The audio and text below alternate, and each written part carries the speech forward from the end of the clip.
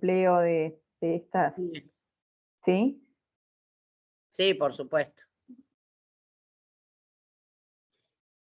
Sí, es todo un tema. Y bueno, como estamos viendo, en realidad, cuando estamos posicionándonos a hacer este enfoque crítico, el planteo es eh, hacia dónde ir, ¿no? Es plantear un camino normativo hacia dónde deberíamos ir, esos objetivos que serían mejores para una vida democrática más favorable para todos, más inclusiva, que responda a las problemáticas que tenemos. Evidentemente, estamos muy alejados, estamos completamente alejados de esta postura que decimos, bueno, sería la mejor, requiere efectivamente un cambio cultural, requiere primero y primordialmente me parece tomar conciencia sobre la necesidad, ¿no? De este viraje, de esta transformación que tenemos que hacer como sociedad para poder vivir bajo estas formas más inclusivas, más democráticas, que favorezcan el acceso a los derechos a todos, ¿no? Mm. Y la primera cuestión o el primer paso es visualizar la necesidad. Y de ahí en adelante, bueno, por ahí reflexionar sobre cuáles son los mejores caminos o formas para poder ejecutarlo, como para poder llegar adelante. En este planteo, bueno, nosotros nos situamos en el ámbito puramente vinculado a la salud, porque estamos en el marco de la bioética, pero Claro. atañe a todas las esferas, ¿no? Esta necesidad de replantearnos cómo hacer para volver más justa la vida democrática y que accedan obviamente más personas a poder favorecerse de los derechos, porque puedan acceder a los derechos. Y en última instancia, el objetivo por ahí de este curso es plantear este enfoque en relación obviamente a los derechos vinculados a la salud. Por eso nos parece muy importante estos disparadores que vamos generando sobre cómo la justicia, en este caso, impacta hacia las mujeres, porque las mujeres, como vamos a ver, hay una serie de conceptos que vamos a analizar en esta clase y en la siguiente, que tienen que ver con el rol específico de la mujer, que siempre sufre una opresión distinta a la del hombre, porque estamos en una sociedad patriarcal, innegablemente, porque nos cuesta más acceder a los derechos. Entonces, bueno, ¿cómo hacemos para generar la visibilización de esta situación como diagnóstico para poder proponer medidas que favorezcan esta democratización, ¿no? En el caso de hoy, bueno, no sé si quieren comentar alguna cosa más que les haya resultado interesante, quien haya podido ver el video o experiencias vinculadas a esto en el sistema judicial, pero lo que vamos a analizar concretamente hoy es la justicia del reconocimiento. ¿Qué reconocemos cuando reconocemos? ¿De qué estamos hablando cuando estamos hablando de reconocimiento? Y nos vamos a centrar en poblaciones que son las más vulnerables dentro de lo que es nuestro territorio argentino.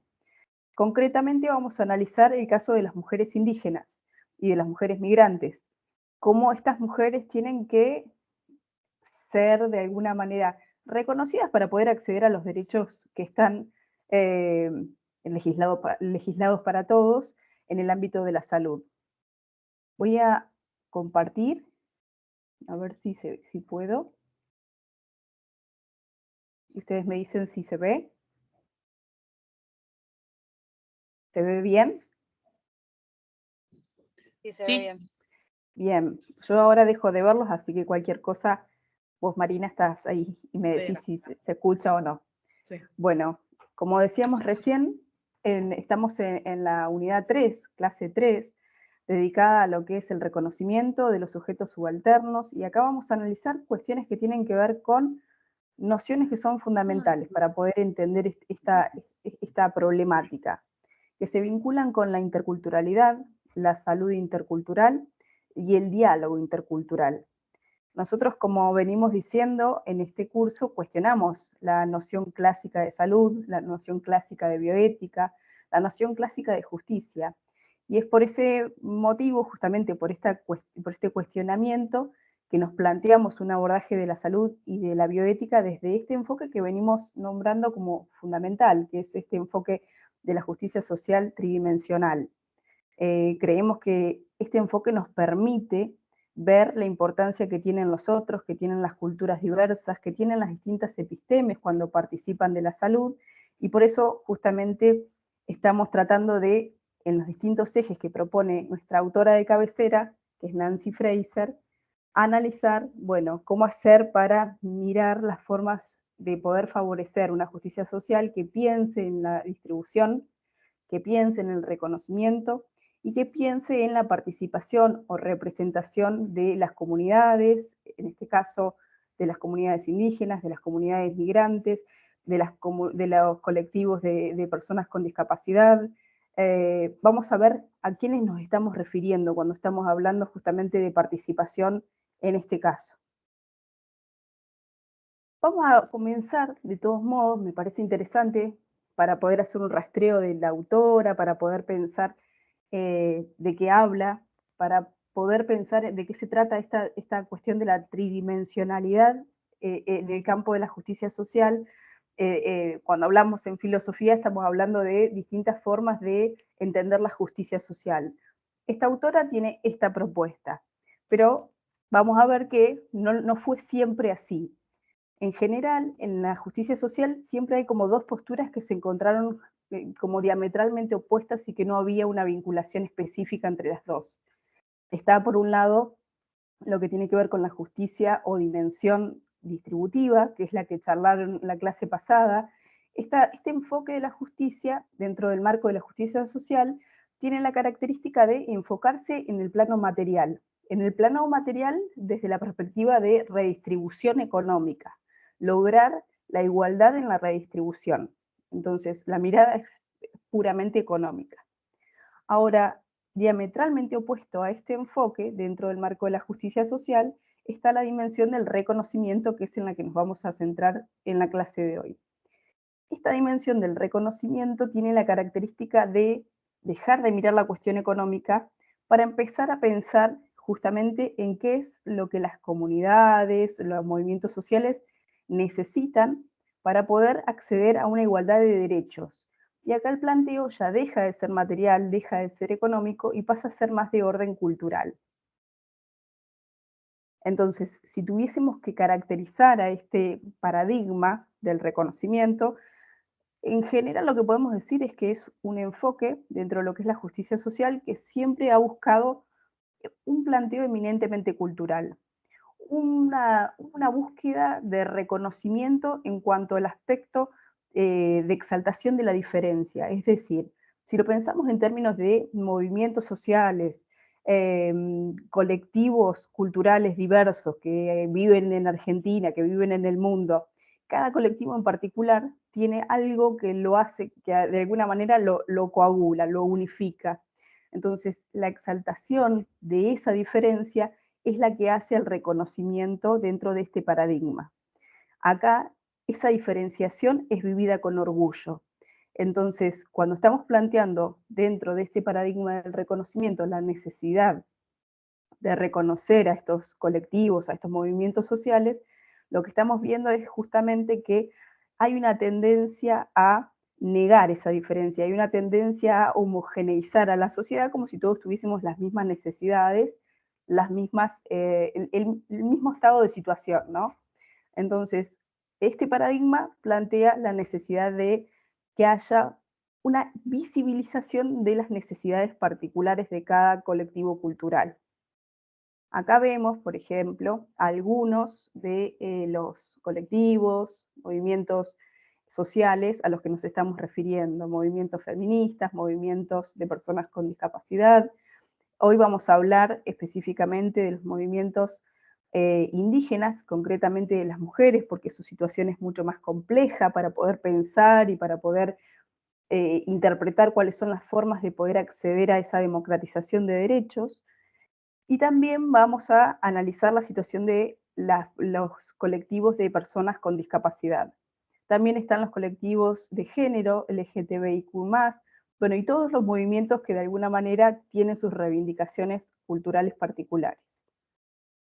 Ahora, yo les decía, dentro de lo que es el planteo de la justicia social, generalmente, previo a Nancy Fraser, siempre en el campo de la filosofía de la justicia hubo como una especie de contrariedad, como que no había unión posible dentro de estos enfoques. Por un lado están los que defienden este enfoque de la redistribución igualitaria, Y estos defensores de la dimensión igualitaria plantean un rechazo abierto a la dimensión opuesta, digamos, a la dimensión del reconocimiento, porque lo que plantean es justamente que cuando el reclamo se centra en el reconocimiento particular de los colectivos, hay una especie es como una especie de un signo de una falsa conciencia, de una reivindicación tan particular que generan una división de luchas. Entonces, el planteo de los defensores de la redistribución es que si la lucha o el reclamo se hace de forma clasista, los logros son más amplios. Ahora, los defensores del reconocimiento frente a este planteo objetan y plantean justamente que lo que hace a la política de la redistribución es por ahí una defensa de un plano demasiado material, ¿no? Entonces, ese plano material lo que hace es negar estas diferencias, es promover todo tipo de injusticias frente a las necesidades puntuales de cada grupo, y particularmente generan como un factor de invisibilización respecto a las necesidades concretas que cada colectivo siente, padece y vive.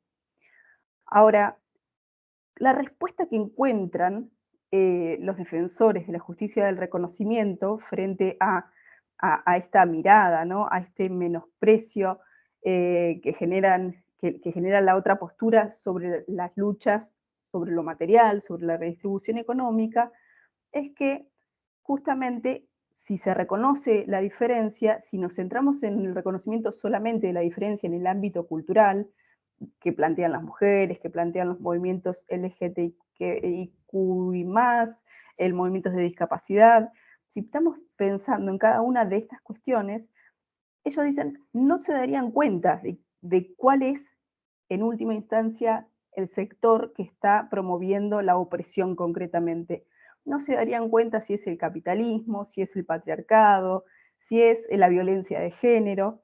Entonces, por eso la mirada que tienen los enfoques de la justicia distributiva es una mirada más clasista, porque en última instancia la respuesta o el problema a todas la causa de todos los problemas para este enfoque es el surgimiento del sistema capitalista, ¿no? Es el que gesta el patriarcado, es el que gesta todos los problemas que surgen de ahí, ¿no? Ahora, Nancy Fraser, que es la filósofa en la que nosotros nos centramos, plantea que los dos enfoques en sí mismos son sumamente importantes y valiosos, tanto los de la justicia de la redistribución como los de la justicia del reconocimiento, porque ambos en sí mismos encarnan una especie de potencial emancipatorio. Entonces, ella plantea que no está bueno pensar la justicia social de forma aislada, ¿no? Desde la redistribución por un lado y el reconocimiento por el otro, o tomar partido por una de las dos posturas. Y por el contrario, justamente propone una propuesta o una filosofía que se centra en este enfoque bidimensional. Sin embargo, como nosotros estamos viendo, nosotros vemos que hay otra dimensión que no estaba previamente pensada o asimilada por esta autora. Y esta nueva dimensión surge a partir de diálogos que Nancy Fraser plantea con otra filósofa que se llama Iris Young. La filósofa le plantea si es suficiente con una concepción bidimensional de justicia, es decir, la que había planteado inicialmente Fraser, que es la distributiva y la del reconocimiento, para poder avanzar hacia esa lucha por los derechos humanos. Porque hay cuestiones que no tienen que ver específicamente con las cuestiones de redistribución y reconocimiento, como por ejemplo las cuestiones de el diálogo intercultural, las cuestiones de el acceso a los derechos como el agua. Hay cuestiones que son específicamente mucho más intrínsecas, más sociales, más de todos, y hay que pelear desde cada colectivo para poder justamente conseguir la participación y la representación que cada colectivo necesita. Entonces ahí surge este planteo, este enfoque en el cual se sitúa esta filósofa en la que nos centramos, que es Nancy Fraser, en la que plantea justamente una justicia tridimensional que abarca estos tres factores, dimensiones o fenómenos, ¿no? Ahora, desde ese marco, es donde nosotros nos vamos a situar específicamente. La clase pasada lo que hicimos fue pensar desde la redistribución económica, material, cuáles eran esas teorías de la justicia que permitían pensar la redistribución. Y lo que vamos a hacer en esta otra es pensar en lo que tiene que ver con el reconocimiento. El reconocimiento respecto al derecho a la salud. Y como estamos hablando de reconocimiento, vamos a pensar en cómo hacemos para poder reconocer a todas las partes, culturas que componen a la Argentina y cómo generamos justamente una interacción lo más simétrica posible en el plano de lo que es la cultura.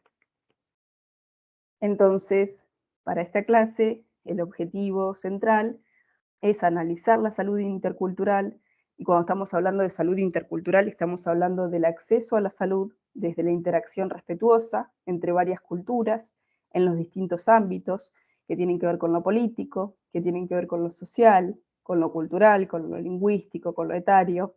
Entonces, el objetivo entonces para poder comenzar es primero delimitar este concepto de interculturalidad, ver cuál es la diferencia o a qué nos referimos cuando hablamos de diálogo intercultural, y para esto nos vamos a centrar en un enfoque que es sumamente importante, que es el enfoque de la justicia epistémica. Estos conceptos van a ser centrales y van a estar atravesando todo lo que vamos a analizar durante la clase. Ahora, ¿para qué nos sirve este enfoque? Este enfoque nos permite situarnos en el contexto geopolítico en el que nosotros habitamos y desde ahí poder analizar la salud y sobre todo la atención sanitaria y cómo desde ese marco se deberían promover políticas públicas que puedan gestionar y habilitar estas miradas interculturales, estas miradas dialógicas horizontales que permitan una interacción que sea respetuosa entre las culturas que tienen que acceder, en este caso, al sistema de salud. Bien, cuando pensamos o cuando tratamos de empezar a conceptualizar o a delimitar el término de interculturalidad, inicialmente asociado al aspecto vinculado a la salud, lo tenemos que pensar como una política de salud. Lo tenemos que pensar justamente como esa política de salud que valora el aspecto diverso, que valora la diversidad tanto cultural como biológica, como social, de todo ser humano, y que lo toma como algo sumamente importante para poder pensar en lo que tiene que ver con la salud y con la enfermedad. Entonces, si lo pensamos desde la política, entendemos que la cultura, cada contexto cultural tiene su propia conceptualización y sus propias concepciones sobre lo que es salud y lo que es enfermedad. Y también sus propias concepciones respecto de lo que es cómo curarse, ¿no?, en el contexto de enfermedad. Ahora, si hablamos específicamente de la interculturalidad, como todo lo que venimos planteando en este curso, de ninguna manera se puede agotar desde el abordaje de una única disciplina. Entonces, acá, para poder pensar la interculturalidad, tenemos que generar contribuciones que son del orden de lo transdisciplinario. Todas las disciplinas tienen que aportar su mirada para poder transformar, digamos, las mejores formas de entender esta interacción entre culturas dentro de la democratización de las instituciones en nuestro contexto geopolítico. La base concreta en la que se centra la interculturalidad es justamente la búsqueda de esa construcción de una sociedad que quiere ser más justa, que debe o que tendría que ser más justa. Entonces, la interculturalidad genera esas posibilidades de volver más justa una sociedad. Por eso nos centramos obviamente en este planteo, creemos que la contribución se encuentra en ese orden. Ahora, habíamos nombrado un concepto que es fundamental, que es el de justicia epistémica. El concepto de justicia epistémica, concretamente, es el que implica pensar cómo participan las personas, cómo gestionar las formas en que puedan participar, entendiendo que dentro de lo que es nuestro país, por ejemplo, estamos hablando de una pluralidad totalmente diversa dentro del ámbito cultural.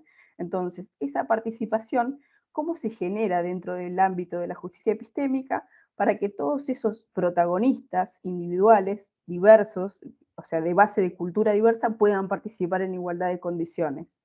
Pero lo interesante de este concepto de justicia epistémica se centra concretamente en pensar cómo hacemos para considerar cómo las distintas culturas interpretan dentro de cada población, por ejemplo, las formas en que los determinantes socioambientales de la salud los afectan. Es decir, cuando nosotros estamos hablando de determinantes socioambientales de la salud, estamos hablando de todos los obstaculizadores que nosotros tenemos habitualmente para poder acceder a una salud eh, básica, necesaria, como derecho humano. Es decir, la falta de agua, la ruralidad, las cuestiones que son climáticas, ¿sí? El saneamiento, todas las afecciones que generan esas posibilidades de acceder a una salud como la que uno debiera tener para poder estar sano. Entonces, el planteo de la justicia epistémica permite que no haya una postura, digamos, hegemónica que decida cómo esas culturas son afectadas, sino que esas culturas puedan expresar las formas en que sienten esa afección. Porque evidentemente las problemáticas que uno puede llegar a ver en esas comunidades son distintas a las que ellos mismos perciben. La base de este enfoque de justicia epistémica se centra en última instancia en que puedan participar para poder hacer esas evaluaciones sobre cómo son afectados por esos determinantes socioambientales y desde allí promover todo lo que es la creación de políticas públicas dentro del marco de la justicia epistémica que favorezcan, lógicamente, una construcción intercultural de respuestas, ¿no? De respuestas basadas en la construcción de políticas públicas. Ahora, si nosotros tenemos que pensar en cuál es el rol que le compete al Estado respecto a esta situación, a esta problemática, para poder favorecer, ¿no?, el acceso a la salud, acá tenemos que pensar en que la obligación central del Estado tiene que ser, como, o sea, básicamente promover la dignidad de las personas. Y para promover la dignidad de estas personas como obligación central del Estado, lo más importante sería que se puedan garantizar estas instituciones democráticas, ¿no? Acá estamos hablando de la salud, entonces, ¿cómo hacer para poder garantizar la democratización de las instituciones como el sistema sanitario para que favorezcan el desarrollo de la autonomía y de la dignidad de las personas que asisten para ser tratadas?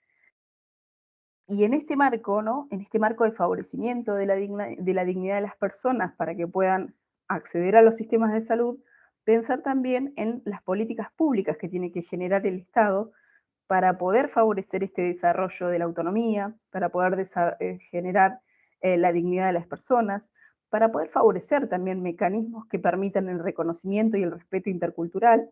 Y entonces, justamente, ¿cómo puede hacer el Estado para poder generar estos resortes que tienen que ver con la conciencia, con el reconocimiento?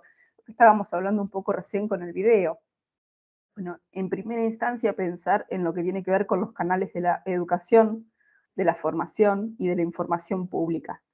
Evidentemente es la forma en la que se produce esa iniciación del cambio cultural que estamos planteando como necesario para poder democratizar las instituciones. Ahora, para poder encuadrar esta atención de estas personas que asisten a los sistemas sanitarios, evidentemente las políticas públicas interculturales tienen que propiciar esos espacios de diálogo activo y de diálogo cooperativo, en donde las distintas comunidades, los distintos grupos, movimientos sociales, sobre todo los colectivos de poblaciones indígenas, inmigrantes, que es en las que nos estamos en este momento refiriendo en esta clase, ¿cómo hacen para interaccionar en igualdad de condiciones con los representantes de la cultura biomédica? Las políticas públicas tienen que gestionar justamente estas formas de interacción. Vamos a seguir dentro de lo que es la conceptualización del término de interculturalidad, pero pensándolo en relación al estado de situación, es decir, cómo este estado de situación se ve en el acceso sanitario. Cuando hablamos de interculturalidad, no es un término que solamente se emplee en el ámbito académico.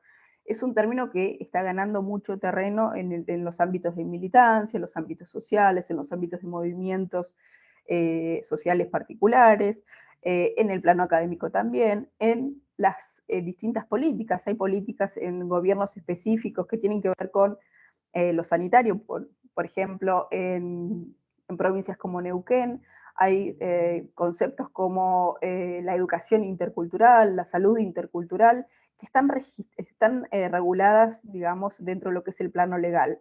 Entonces, es un concepto que viene ganando terreno. Ahora, lo cierto es que si bien en general viene ganando terreno, también es cierto que es un término que se emplea porque suena bien, porque está bien hacerlo. Pero en realidad, en la mayoría de las políticas, en la mayoría, digo, en el plano global, en el plano más general, más nacional, suele quedar excluida dentro de lo que son los objetivos, dentro de lo que son los marcos teóricos, suele quedar también excluida dentro de lo que son las intervenciones institucionales, dentro de lo que es la academia, ¿no? Digamos que son carriles que se van como abriendo laterales por fuera de lo que el planteo hegemónico plantea como relevante, digamos, ¿no?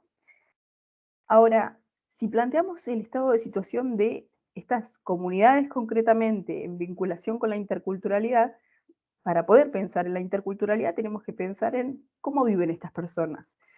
Cuando quieren acceder al sistema sanitario, ¿en qué situación están? Y lo que podemos ver, lo que podemos sacar como conclusiones a partir de investigaciones y de lo que estas mismas poblaciones denuncian, tiene que ver con que en general, como todos sabemos, viven en situaciones de completa vulnerabilidad, generalmente viven en áreas rurales, enfrentan muchísimos riesgos de enfermedad, como por ejemplo condiciones de vida muy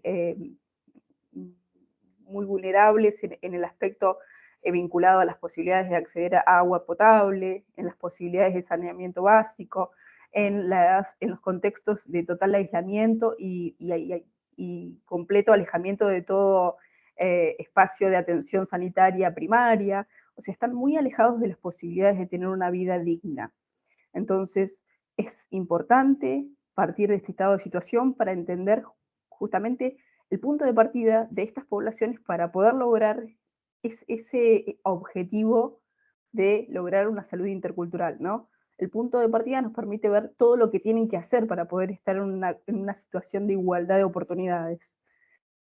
Planteando, por ejemplo, pensando en cómo funciona la salud intercultural en el ámbito concretamente sanitario, cuando se plantea estos marcos, digamos, legislativos, por ejemplo, en Neuquén, que yo les digo que funciona, si bien hay ejemplos que son muy positivos, en general el sistema sanitario cuando busca ser intercultural termina como derivando en una mirada que tiene que ver con una atención paternalista, una atención sanitaria que termina siendo una minorización del paciente, ¿no? Una degradación del otro en su calidad de igual, en su calidad de epistémicamente igualitario, ¿no? O sea, no hay una mirada que reconozca al otro en sus posibilidades de participar simétricamente. Ahora, estamos mencionando, ¿no?, el concepto de interculturalidad, de salud intercultural, y está bueno hacer referencia a la distinción concreta de qué es este término y qué diferencia tiene con otros que en general, en distintos contextos, se usan como si fuesen sinónimos. Pero la verdad es que no solo no lo son, sino que es complejo ver que se toman como si fuesen prácticas políticas igualitarias, ¿no? Pero en general, el concepto que ha ganado como más terreno es el de multiculturalidad, que no es el que nosotros sostenemos en nuestro curso, porque la multiculturalidad, que es el enfoque, digamos, de reconocimiento a la diversidad cultural más internacional, tiene la característica de reconocer que en cada geografía, en cada contexto, en cada espacio determinado, hay distintas culturas, ¿sí? O sea, reconoce que hay necesariamente distintas culturas. Ahora, lo que a este concepto no le interesa es que haya una interacción entre estas culturas. Para este enfoque es suficiente reconocer esa diversidad cultural, pero no propone ninguna interacción y en general tiende a analizar al resto de las culturas desde la hegemonía. Es decir, hay un grupo que es el que tiene el poder, que puede caracterizar el resto de las culturas, que puede decir lo que las culturas necesitan, y entonces desde ahí se tiende a generar o a promover una cierta segregación cultural, ¿no? Una cierta, un fomento de la división cultural. Y se promueve, asimismo, un relativismo cultural. El relativismo cultural tiene que ver con esa mirada etnocéntrica que se para desde el poder y que es el que no solo caracteriza y define a las otras culturas, sino que cree que, como es superior, puede entenderlas y puede promover las políticas que considera que son necesarias para los demás. Así que por eso nosotros no coincidimos con este enfoque. Por otro lado, está el otro enfoque, que es el de pluriculturalidad. El de pluriculturalidad es el que asume nuestra Constitución Nacional. Acá, dentro de este enfoque, hay una convivencia de varias culturas dentro de un espacio territorial, como sucede en Argentina. Ahora, lo que este planteo pluricultural no genera es la necesidad de equiparar o equilibrar esa relación, digamos. Parte de que hay distinciones culturales, pero no genera una interrelación equitativa. Entonces, de alguna forma, el planteo de la interculturalidad es el que permite pensar cómo crear estos intercambios de una forma más equitativa, de una forma más enriquecida, y que busquen, en cierta medida, una base de igualdad. Ahora, la interculturalidad no peca de ingenua de creer que somos todos iguales y que estamos todos en igualdad de condiciones y que todos accedemos a los derechos de la misma manera. Al contrario, la interculturalidad justamente parte de la conciencia de esas asimetrías que son la base de división social, las asimetrías que son sociales, las asimetrías que son económicas, las asimetrías que son políticas, de poder. Y entonces, desde ese diagnóstico de reconocer esas asimetrías, parte en pensar cómo poder promover o generar distintas oportunidades para poder eh, disminuir esas asimetrías lo máximo posible, entendiendo que la base es desfavorable y es inequitativa. Entonces, la interculturalidad se presenta como esa propuesta necesaria de diálogo, de intercambio, de complementariedad entre culturas, partiendo de las asimetrías de base que hay que tratar de justamente disminuir. Entonces, si nos planteamos o si pensamos en cuáles son esos objetivos de la interculturalidad, algo estuvimos diciendo, planteando hasta el momento, ¿no? Tienen que ver específicamente con promover la convivencia de respeto y de legitimidad entre los distintos grupos de una sociedad.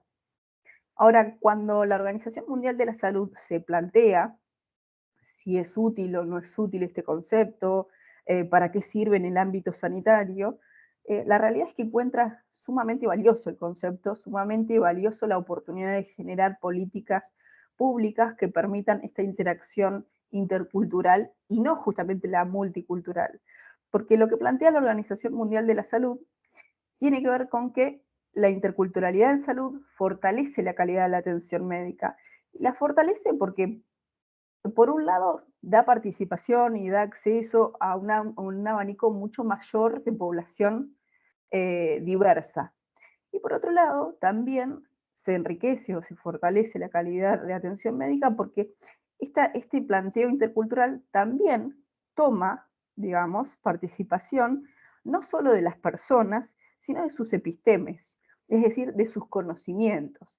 Entonces, al integrar nuestros enfoques culturales biomédicos, de cómo generar un tratamiento y a veces no tener la respuesta, para cómo promover la cura a ciertas enfermedades, el tema de la complementariedad con un marco más amplio, más tradicional, más alternativo de epistemes diversas, generalmente tiende a responder y abarcar más oportunidades o más tratamientos posibles. Entonces, la Organización Mundial de la Salud lo que ve es un fortalecimiento de la calidad en la atención médica. Ahora, si lo pensamos al planteo de la interculturalidad desde lo que las mismas comunidades indígenas plantean, desde cómo lo ven, las comunidades indígenas claramente están a favor de este planteo, consideran que es sumamente valioso e importante para las dos partes, para las dos culturas. Y lo plantean desde el dinamismo que se generaría entre esas dos culturas, ¿no? Esa relación promueve un dinamismo entre las dos culturas. Pero también, además de promover un dinamismo, promueve formas de crecer en cuanto a lo que es la relación recíproca, a lo que es promover voluntades, a lo que es promover horizontalidades entre culturas. Pero sí tienen claro una cosa, que cuando se produce el encuentro entre las distintas culturas en el ámbito sanitario es fundamental tener en cuenta que hay cuestiones que son negociables, ¿no? Dentro de las distintas formas culturales de abordar la enfermedad, de abordar la salud, de abordar los tratamientos. Pero hay cosas específicas en las que, evidentemente, para poder establecer esa horizontalidad, se tienen que respetar de cada cultura, ¿no? Hay cuestiones que son especificidades concretas provenientes de cada una de las culturas que para ellos, bueno, esas no se tienen que tocar, no tienen que entrar en discusión, porque tiene que haber justamente un respeto hacia la episteme de cada cultura que participe. Entonces, para poder delimitar este término, para seguir delimitándolo en todo caso, es importante desarrollar justamente estos procesos de intercambio y pensar siempre dentro de lo que es el margen de cómo se construyen las relaciones de forma más horizontal posible. ¿Y cómo se construyen estas relaciones de forma horizontal? De alguna manera nos invita a pensar en, bueno, cómo se generan esos diálogos, ¿no? Cómo se dialoga entre culturas, porque no es algo sencillo, no es algo que uno puede hacer desde el no replanteo, ¿no? Entonces, ¿cómo hacemos para hacerlo en el plano de la mayor igualdad posible? Para eso es importante, en primer orden, dialogar, o sea que para hablar de diálogo intercultural, definir a qué nos estamos refiriendo, ¿no? La interculturalidad, ya dijimos lo que era, es esa relación que se da, pero específicamente el diálogo es cómo hacemos para generar modelos que institucionalicen esa participación. Si estamos pensando en el ámbito sanitario, ¿cómo se institucionalizan esas formas de participación para que las culturas puedan participar de la forma más simétrica, más accesible posible y que puedan ser tomados dentro del plano de mayor igualdad posible? ¿Cómo se hace para generar esas institucionalizaciones en el marco sanitario? Hacia eso va la idea de la construcción de un diálogo intercultural. Ahora, cuando participan estas comunidades, estas poblaciones culturalmente diversas, que las poblaciones indígenas, las poblaciones migrantes, no es solamente que participan ellas desde su cultura, sino también desde sus epistemes, desde sus conocimientos, desde lo que nosotros también tomamos dentro de lo que es nuestra cultura biomédica, y muchas veces, históricamente, esto que es tomado desde nuestra cultura biomédica, en general, es robado desde sus conocimientos, es patentado por los laboratorios nuestros, y bueno, y justamente por eso se generan tantas formas difíciles y complejas de poder ganar esa confianza, ¿no? Nosotros siempre que hemos tenido la oportunidad de generar estos diálogos interculturales hemos sacado ganancia económica. Nosotros, o más bien nuestro sistema de conocimiento, nuestras formas de atender, nuestras formas de las farmacéuticas concretamente. Entonces, ¿cómo se puede generar no solo la participación, sino la reparación en términos económicos, ¿no? La redistribución en términos económicos de que esas epistemes puedan favorecer el tratamiento de todos? Esa cuestión sería, en algún punto, tratar de definir la interculturalidad. Va hacia eso. Tiene que ver con promover ese reconocimiento de saberes diversos, tiene que ver con generar un diálogo que sea respetuoso y cómo hacemos para articular las distintas políticas públicas que se generan y la formación universitaria, la formación de los profesionales, ¿no? Cómo generamos resortes que permitan eh, responder a lo que las comunidades necesitan y que aprendan a escuchar fundamentalmente. Ahora, para poder, acá hay algunos ejemplos, para poder promover esas formas específicas de diálogo intercultural, hay distintos mecanismos, como por ejemplo las consultas previas, libres e informadas, también la toma de decisiones conjuntas, las consultas de buena fe, la participación informada, el respeto sobre el diseño, la preparación, la implementación, ejecución y evaluación de toda política de salud. Es decir, que esas comunidades deben participar no solo del sistema sanitario para ser tratadas médicamente, sino también dentro de lo que son las construcciones de las políticas públicas que van a redundar en sus beneficios, que van a partir de sus necesidades. Y obviamente si estamos hablando de que van a partir de sus necesidades, además de hablar de lo que es de un planteo de la interculturalidad, estamos hablando de un planteo que se centra en la justicia epistémica, es decir, en una valoración de la episteme de cada cultura. Bueno, acá Este cuadro lo que plantea es que la salud tiene que ser pensada en términos mucho más amplios, ¿no? En términos mucho más amplios de reducirla a una cuestión vincular entre salud, enfermedad y tratamiento. Cuando estamos hablando de salud en términos interculturales, estamos hablando de un enfoque que es amplio porque se centra dentro de lo que es una concepción de salud amplia, una concepción de salud desde una perspectiva que es relacional. Cuando hablamos de esa perspectiva relacional, ya nos vamos a centrar sobre todo en lo que tiene que ver con la autonomía al finalizar la clase, pero la cuestión relacional se vincula con cómo se incorporan las distintas categorías como el género, la etnia, la cultura, la diversidad, las clases sociales, los determinantes socioambientales de la salud, cómo todos esos factores tienen que ser pensados para poder pensar, para poder delimitar la salud en términos de una concepción más relacional, más multidimensional, y cómo esto influye dentro de lo que es un proceso que es histórico y contextual, que está determinado por un contexto geográfico determinado, ¿no?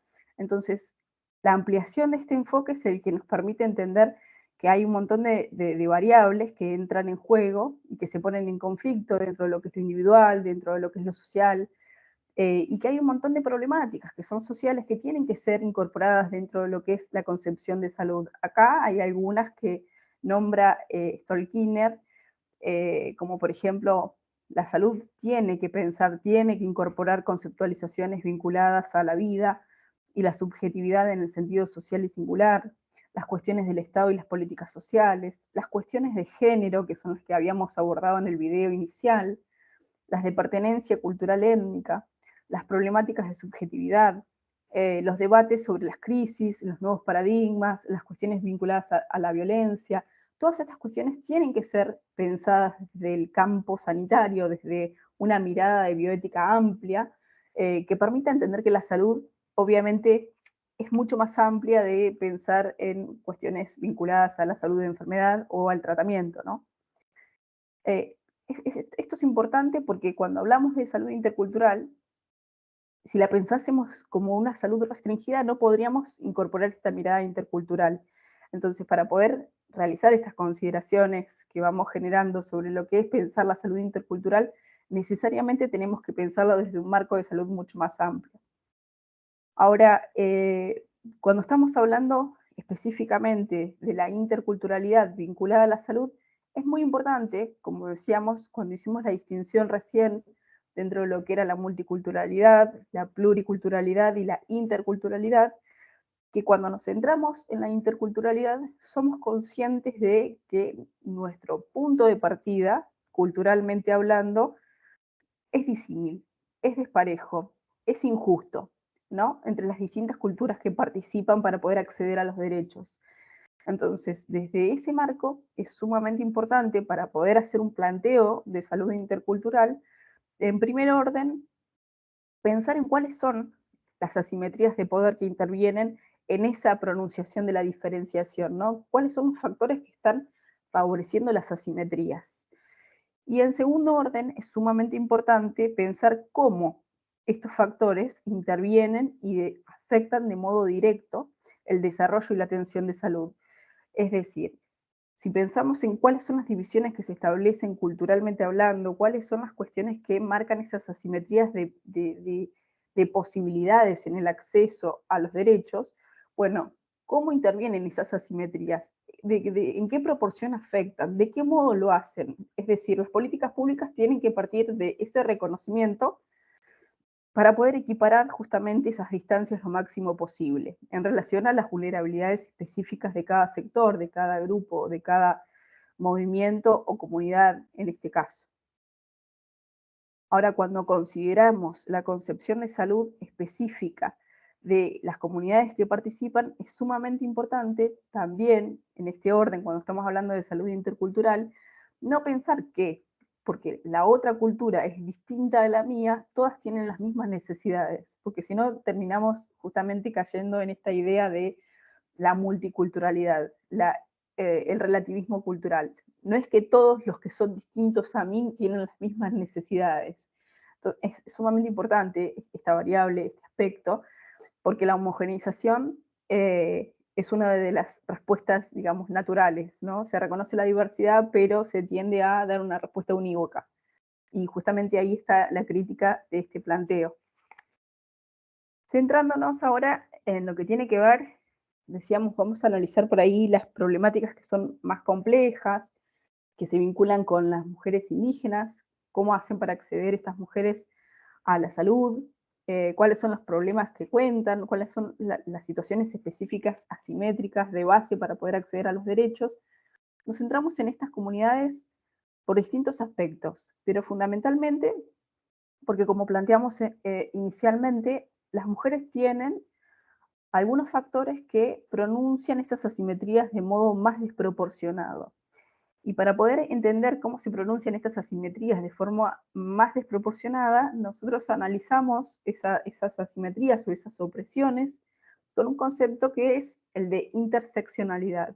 Lo vamos a ver esta clase y lo vamos a seguir profundizando la clase que sigue. El concepto de interseccionalidad es sumamente importante porque nos habla de distintas dimensiones opresivas que viven cada persona, cada colectivo, pero personas concretas, en las que se entrecruzan, digamos, se imbrican distintos factores, distintas dimensiones que colaboran con que las opresiones sean aún más graves, más complejas.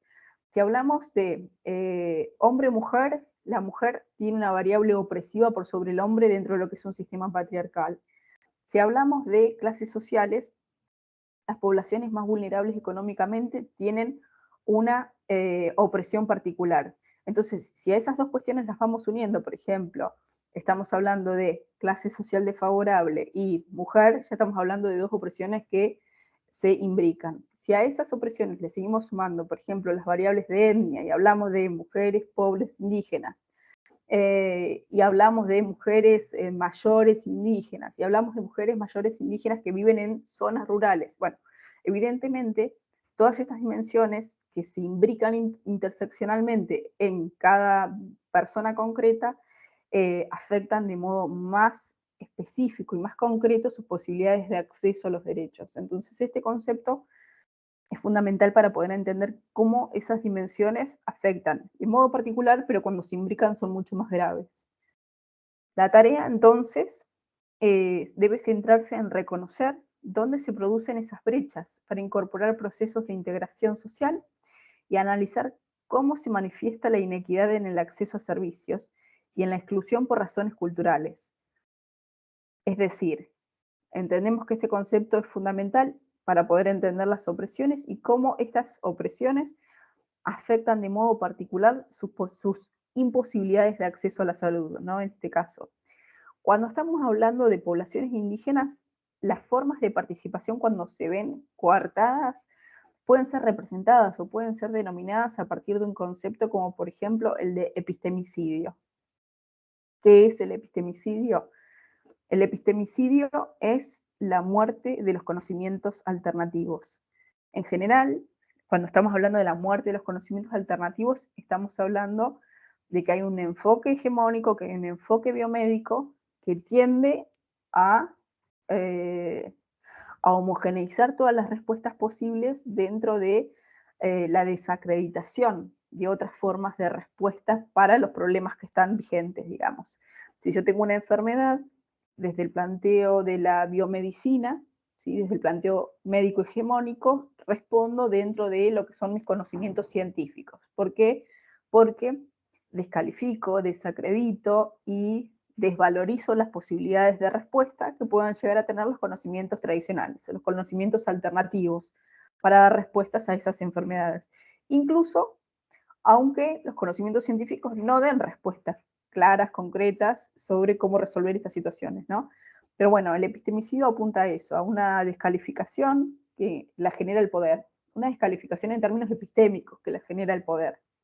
Entonces es muy importante este concepto para entender lo que sucede cuando las comunidades indígenas intentan acceder y participar desde sus epistemes en el ámbito de la salud biomédica, digamos.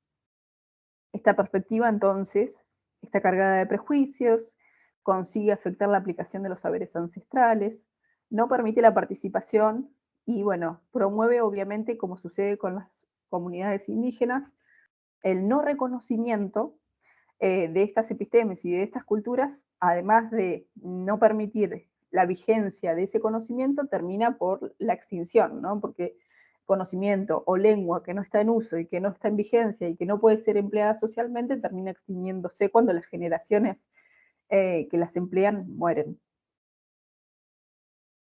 Centrándonos ahora sí en cuáles son por ahí las causas que generan este epistemicidio, nosotros nos centramos en una autora que es muy importante, que es Miranda Fricker, y Miranda Fricker tiende a responder que las cuestiones vinculadas a la muerte del conocimiento parten de dos tipos de injusticia que se dan, puede ser en simultáneo, pero no necesariamente, pero sí que se dan como una forma de respuesta a las posibilidades de ampliar el abanico diverso de epistemes, digamos.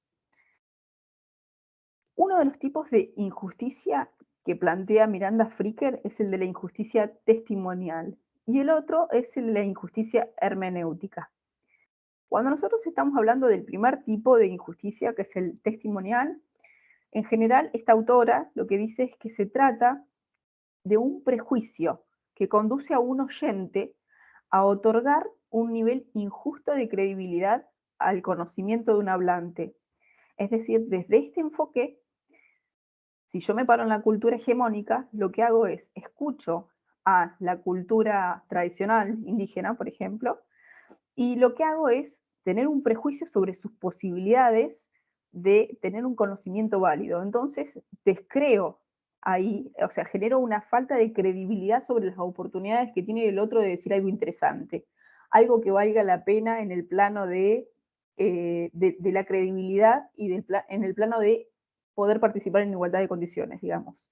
Entonces, lo que genero acá es niego al sujeto directamente dentro de lo que está diciendo y le niego su capacidad en tanto hablante, no solo en tanto conocedor de alguna episteme concreta, sino en tanto hablante, lo descalifico como persona. Finalmente ese es el resultado, ¿no? Lo descalifico como persona, entonces, por más que quiera participar, por más que yo genere todas las prácticas interculturales habidas y por haber, ya parto de esa descalificación y eso somete, digamos, todos los procesos que vengan posteriormente. Ese es el primer tipo de injusticia. El segundo tipo, que es el que plantea Miranda Fricker también, es el de la injusticia hermenéutica. Y acá se trata fundamentalmente de lo que pasa cuando no se produce esa participación entre epistemes, entre culturas. Es decir, si yo no promuevo la participación entre las culturas, lo que estoy haciendo es que las culturas que no participan no puedan, del mismo modo, por no participar, no puedan construir o producir significados que sean comunes a ambas culturas.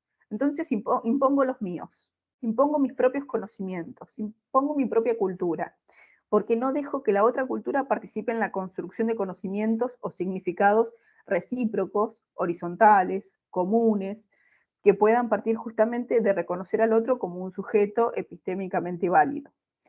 Entonces, los dos tipos de injusticia colaboran finalmente con promover estas asimetrías de poder que estamos diciendo, estos prejuicios, estos estereotipos, estas formas de subalternización de las culturas que intentan participar en igualdad de condiciones en el ámbito epistémico y en el ámbito cultural, cuando estamos hablando específicamente de salud. Nosotros estamos hablando específicamente de salud, pero evidentemente esto puede ser aplicado en todos los campos, ¿no? Cuando estamos hablando en el campo de la justicia, cuando estamos hablando en el campo educativo, cuando estamos hablando de el interjuego entre distintos tipos de conocimiento para resolver un problema determinado social. Los mecanismos mediante los cuales esta injusticia epistémica se plantean, según plantea otra autora, Murguía Lores, se plantean dentro del campo de lo subdoxástico, es decir, desde el sentido común. No hay ni siquiera una cuestión de ignorancia, es previo a todo juicio, ¿no? Hay una evaluación que tiene que ver con una falta de credibilidad de la otra parte, evalúo mal la posibilidad de creer en los conocimientos que la persona que habla ofrece, y además no promuevo espacios que puedan articular la construcción de significados comunes. Entonces, evidentemente, esto trae como consecuencia un trato que es inequitativo, que es falto de reconocimiento, que no permite esa construcción interepistémica. Y cuando estamos hablando, por ejemplo, de la atención sanitaria de mujeres, y de mujeres indígenas y de mujeres migrantes, estas cuestiones del epistemicidio, estas cuestiones de injusticias epistémicas, se visualizan de forma permanente. ¿Cómo se visualizan? Se visualizan cuando, por ejemplo, estas mujeres intentan acceder a ser tratadas médicamente y se encuentran con una comunicación y un trato distante o violento o degradante, porque en general la cultura hegemónica no tiene la oportunidad de entender los códigos que son específicos de las culturas que participan o que vienen a tratarse. Entonces, no entienden la vestimenta, no entienden los pudores, no entienden las tradiciones, no las entendemos nosotros desde el enfoque biomédico, ¿no? Entonces, claramente esto produce una violencia respecto de las posibilidades de participar en igualdad de condiciones en la atención médica. Ahora, nosotros nos centramos en este concepto de la interculturalidad y concretamente lo que hacemos es pensarlo como una forma de resistencia, ¿no? De resistencia a ese epistemicidio, de respuesta posible para poder colaborar con que perduren esos conocimientos alternativos dentro de lo que es el ámbito sanitario. Entonces, en materia de interculturalidad, es prioritario construir, sobre todo en el ámbito sanitario, esta interculturalidad que es contrahegemónica, pero que tiene que surgir obviamente de la participación de estos sectores, de estos movimientos sociales, de estos pueblos, y lo que sí corresponde, digamos, a nuestra cultura es generar esos espacios de articulación y de diálogo para promover esos intercambios, porque efectivamente no pueden producirse si nosotros no gestionamos desde lo legislativo, desde lo político, desde la formación académica, las formas de participar de forma equitativa dentro de esa institucionalización del diálogo intercultural. Entonces, el desafío en este caso se centra en edificar esa interculturalidad y que sea beneficiosa para los sectores que participan. Pero no es solo para los sectores que participan, porque nuestra cultura también gana con la participación de estos sectores, por lo que decíamos recién.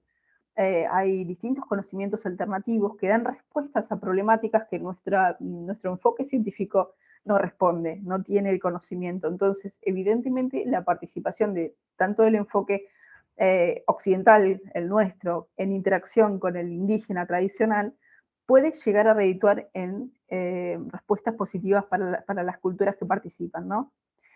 Entonces, es importante plantear la interculturalidad, pero siempre no solo entendiendo las asimetrías de base, sino también entendiendo que es un camino sumamente complejo, que es una cuestión sumamente ardua, que se extensa, que eh, puede llegar a morir en una cuestión de intenciones, entonces hay que gestionar las políticas públicas para poder promover estos esquemas y estos mecanismos institucionalizados en el ámbito sanitario. Pero bueno, nos parece que la primera cuestión, como decíamos hoy inicialmente, es demostrar, ¿no?, la necesidad de esto, la necesidad de favorecer estos marcos teóricos. Cuando pensamos entonces en la salud intercultural desde un enfoque de justicia epistémica, lo que estamos pensando como consecuencia o en lo que colabora, digamos, es en el robustecimiento de esa diversidad cultural, por un lado, ¿sí?, de los pueblos que participan, y por otro lado, de lo que tiene que ver con la ganancia, la producción de conocimiento que los sistemas biomédicos generan cuando se posicionan desde una mirada que permite esa amplitud, esa participación, es decir, cuando garantizan esa voluntad de encuentro. Y el encuentro obviamente está atravesado por los intereses de poder co-construir interepistémicamente conocimientos que sean redundantemente buenos para las distintas culturas que acceden a la atención sanitaria. Ahora, cuando pensamos en culturas diversas también tenemos que partir de la conciencia de que muchas veces estas culturas tienen lenguas a las que nosotros no podemos acceder, Bueno, y entonces, ¿cómo hacer para generar, ¿no?, estos encuentros? Hay distintas figuras, distintas personas que en el caso de las comunidades indígenas, por ejemplo, pueden permitir este punto de contacto. Hay una figura que se llama, por ejemplo, facilitador intercultural, que suelen ser personas que manejan la lengua indígena, la lengua tradicional, y también manejan la nuestra, y fundamentalmente son esos puntos de contacto que le permiten a las comunidades, porque confían en esas personas, que puedan articular con la cultura occidental, como propuestas, ¿no? Digo, para llevar a cabo este tipo de políticas. De todos modos, en nuestro país, en Argentina, este tipo de propuestas interculturales se lleva a cabo. No sé si conocen, en Neuquén hay un hospital que se llama, que está en Rucachoroy, Aluminé, que es un hospital intercultural, el único en el país, que ofrece tratamiento, digamos, intercultural, porque las personas que viven ahí, no solo las poblaciones indígenas, sino las de cultura occidental que acceden a esos hospitales, son tratadas por los distintos tipos de medicina que se le ofrecen al paciente, digamos.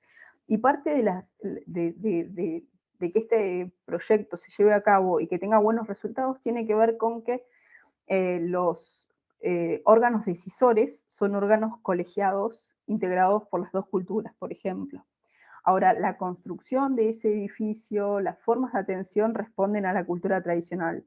Está orientado de una manera determinada en el sol, está construido en un valle, tiene ciertas características que responden a la cultura mapuche en ese caso, y bueno, y está tratada asimismo en interacción con los conocimientos específicos de nuestra cultura occidental, en diálogo complementariamente con los saberes tradicionales. Como experiencia o como ejemplo, es interesante ver que hay distintas provincias que se hacen por ahí cargo de la existencia de otras comunidades, de otras culturas, y bueno, y lo llevan a cabo con estas propuestas que de todas formas costaron muchísimo tiempo para poder ser llevadas a cabo, porque estando todo construido, en el caso de ese hospital que yo menciono, no se podía ejecutar, digamos, no se podía inaugurar porque no había legislación que considerase válida la incorporación de la medicina tradicional. Así que hasta que no estuvo todo el marco legal, pasaron años y hasta que se inauguró finalmente. Pero bueno, digo que son pasos interesantes para poder pensar en formas de ejecución de estos encuadres que compartimos. Comenzando con algunas reflexiones preliminares sobre la importancia de lo que estamos planteando, fundamentalmente me interesa centrarme en el concepto de deliberación. Cuando hablábamos recién de diálogo intercultural, pensar en la deliberación es sumamente importante respecto de lo que es la toma de decisiones. La deliberación en la toma de decisiones es evidente que otorga, obviamente, un marco mucho más amplio de legitimidad a las decisiones que se tomen. Entonces, incorporar mayores voces y diversas voces colabora con ampliar estos márgenes de legitimidad en primer orden. Y después también es interesante pensar que para poder contrarrestar todas estas consecuencias que devienen de las injusticias que nombramos hasta el momento, las epistémicas, las sociales, las políticas, la construcción de estas prácticas deliberativas permite, de alguna manera, responder a lo que decíamos que se produce con la injusticia de orden hermenéutico. Es decir, si yo habilito espacios para poder generar estas prácticas deliberativas, lo que estoy de alguna manera produciendo es espacios para poder producir significados compartidos, significados comunes dentro de las culturas que participan. Así que el planteo deliberativo en este sentido es sumamente importante. Por otra parte, adoptar este modelo de salud intercultural en donde se produce ese diálogo de la medicina tradicional y de la medicina occidental, favorece la creación de estos puentes, favorece el enriquecimiento de las distintas culturas, el enriquecimiento de las diferencias, y también favorece la construcción de distintos intercambios en el marco de lo que veníamos planteando, la mayor complementariedad posible, la mayor simetría posible, como un punto al que hay que acceder, ¿no? Como un punto al que hay que tender para poder construir, para poder democratizar las instituciones. Y por último, en este acercamiento entre los sistemas de salud se debe dar la oportunidad no solo de que estas comunidades o culturas puedan acceder para participar, sino fundamentalmente para poder generar espacios de verdadera escucha. El reconocimiento, que es el anclaje en el que nos situamos en esta clase, no es solo un reconocimiento del otro como cultura, del otro como episteme, del otro desde la perspectiva genérica, sino cómo hago para reconocerlo y que participe en igualdad de condiciones. Es decir, tengo que habilitar a sí mismo formas en las que participe y yo lo escuche desde lo que trae, desde sus formas de comprender e interpretar el mundo.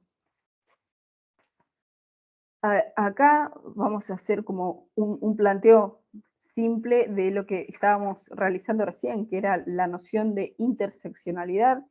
Y si pensamos concretamente la noción de interseccionalidad aplicada a las mujeres indígenas, es interesante analizar en primer orden cuestiones que tienen que ver con lo que planteamos inicialmente, ¿no? La clase social, la cuestión redistributiva, que es lo que vieron en la clase anterior, cómo esa cuestión clasista, esa cuestión de clase social, afecta, en todo caso, la atención sanitaria o las posibilidades de acceso a la atención sanitaria de las mujeres indígenas.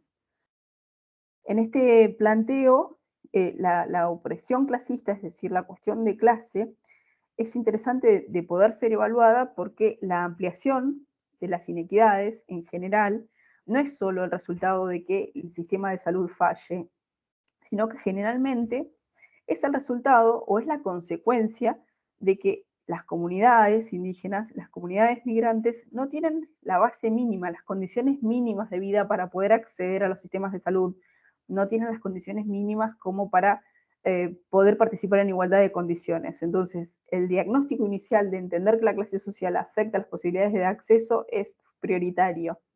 Por otro lado, entender justamente la cuestión de clase vinculada a la relación entre mortalidad materna en este caso y la pobreza en el país, ¿no?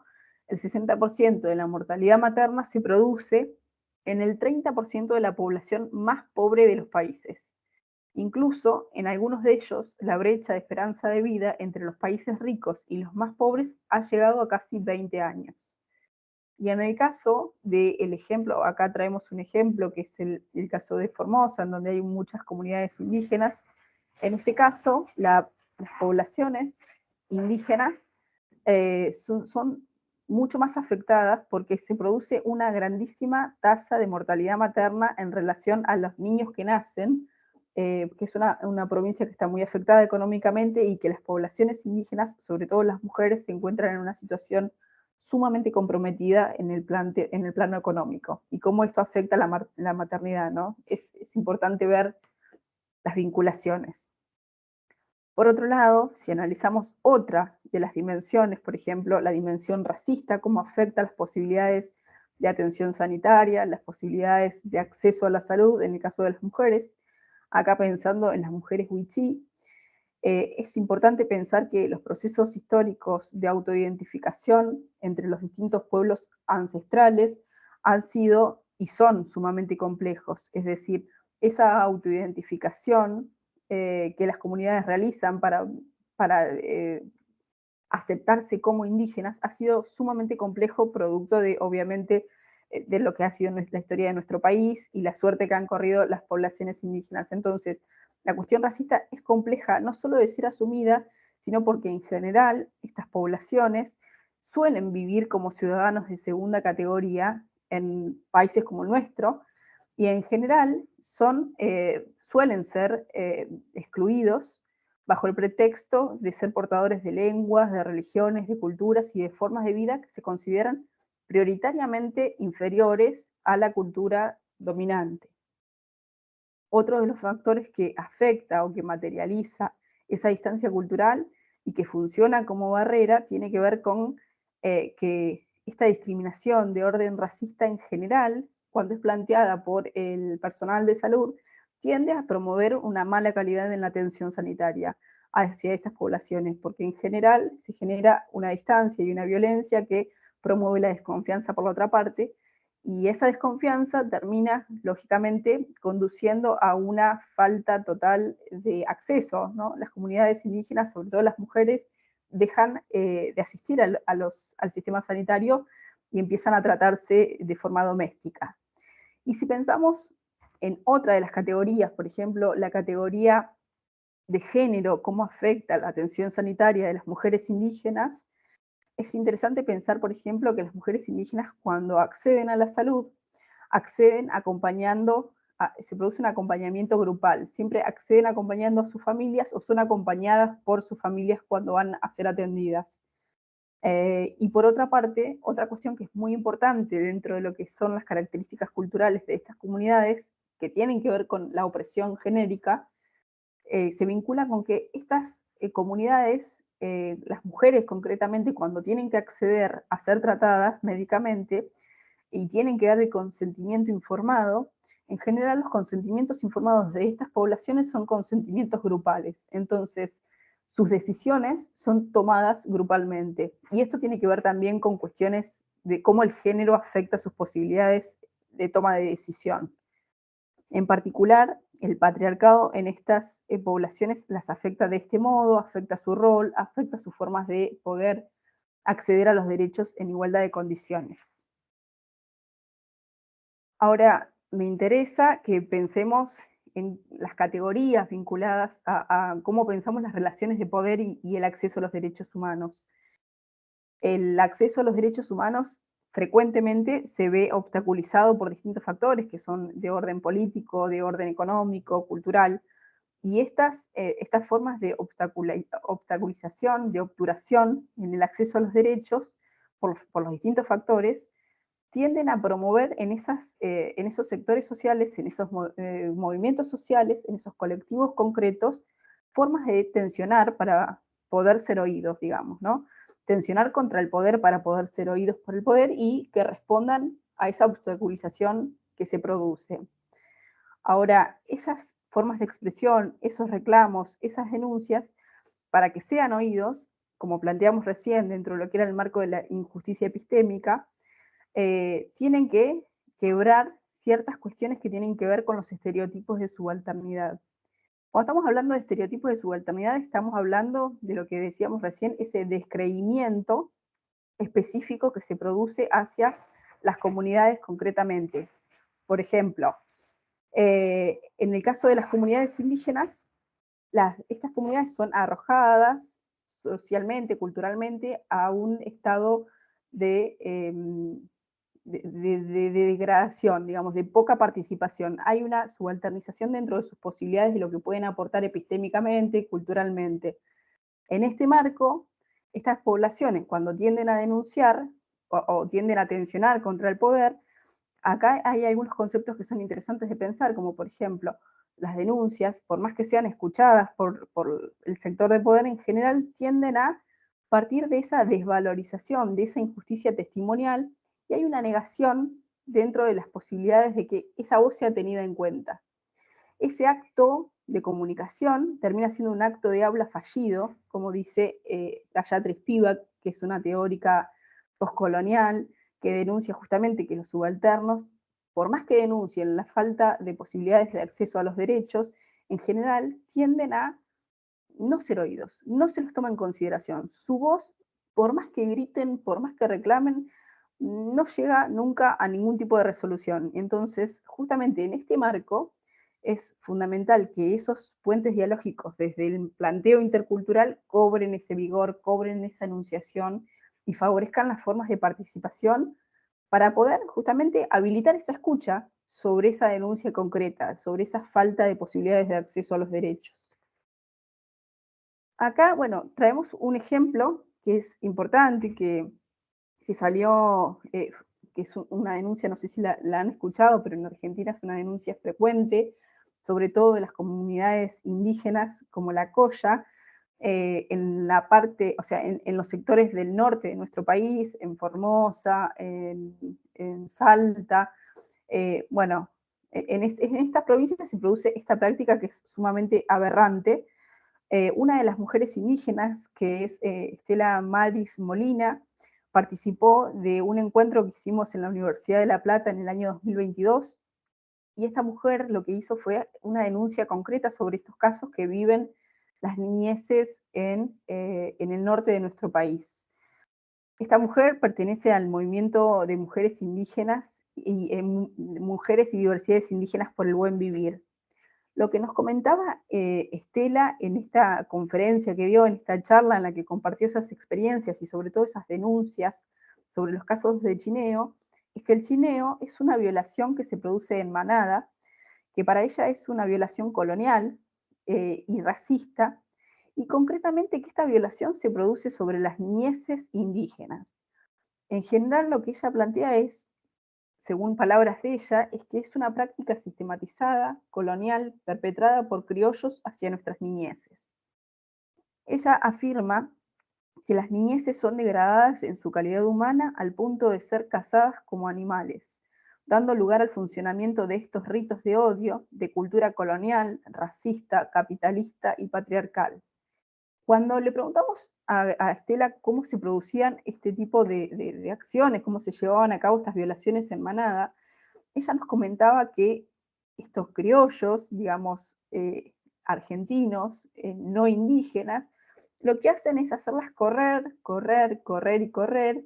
Ellos van en sus motos, cuatriciclos, camionetas, autos, hasta que ellas, las niñas en general, se cansan y quedan extenuadas. Y ahí son violadas y luego las matan, las violan y las matan. Y para no dejar rastros, las tiran como si fuesen una presa cazada en cualquier lugar. Evidentemente, estas prácticas son terribles, ¿no? Terribles de entender que existan en la actualidad. Asimismo, ella plantea que la toma y el sacrificio de los cuerpos de las mujeres, de los hombres y de las niñeces indígenas para lograr o sea, estas prácticas siempre fueron históricas y siempre fueron en pos de lograr apropiarse de los territorios, ¿no?, que ellos han tenido. Sin embargo, ahora no hay una apropiación específica de los territorios, pero sigue habiendo una apropiación específica de los cuerpos. Estos casos son sumamente interesantes, hay muchísimas denuncias, pero cuando estas denuncias llegan al Poder Judicial en general, los jueces tienden a desacreditarlas porque dicen que tienen que ver con prácticas culturales, entonces en general no se les da la voz a estas comunidades y terminan disolviéndose y nunca llegan a nada, ¿no? Nunca hubo ninguna denuncia que llegase a ninguna condena concreta. Entonces, para proponer formas de promover la igualdad hay que tener en cuenta consideraciones sobre las formas opresivas que interseccionalmente afectan el derecho a la salud y el respeto a las distintas y diversas epistemes, ¿no? Para ello, obviamente, nosotros nos vamos a centrar, y esto, bueno, lo va a desarrollar Marina ahora dentro de un ratito, que tiene que ver con el desarrollo de la autonomía relacional. Específicamente, bueno, a mí me interesa por ahí compartir algunas reflexiones más generales que tienen que ver con que en el ámbito de la salud una concepción de justicia epistémica puede permitir comprender las formas de violencia concretamente desde un plano epistémico y puede también entender la importancia, el enfoque de la justicia epistémica de lo que hacemos nosotros dentro de lo que es el enfoque biomédico, que es plantear esa neutralidad en la que desacreditamos, subalternizamos o subordinamos a otras epistemes y a otras culturas a que tengan que plegarse a la cultura que ganó, que es la nuestra. Entonces es importante pensar la justicia epistémica como una forma de acceso un poco más equitativo, ¿no?, más democrático a las formas de participación interepistémicas, interculturales. Por otra parte, debemos replantearnos el rol que desempeñan en este sentido los distintos dispositivos institucionales. Concretamente pienso en las escuelas, en los hospitales, en los ejércitos. Esto, bueno, ya lo planteó Foucault. ¿Qué hacen estas instituciones? ¿Qué hacemos nosotros dentro de estas instituciones para favorecer justamente estas prácticas de colonialidad de poder, de colonialidad del saber, de colonialidad del ser y del vivir? ¿Cómo promueven estas instituciones y cómo favorecemos nosotros estas formas de subalternización, en todo caso?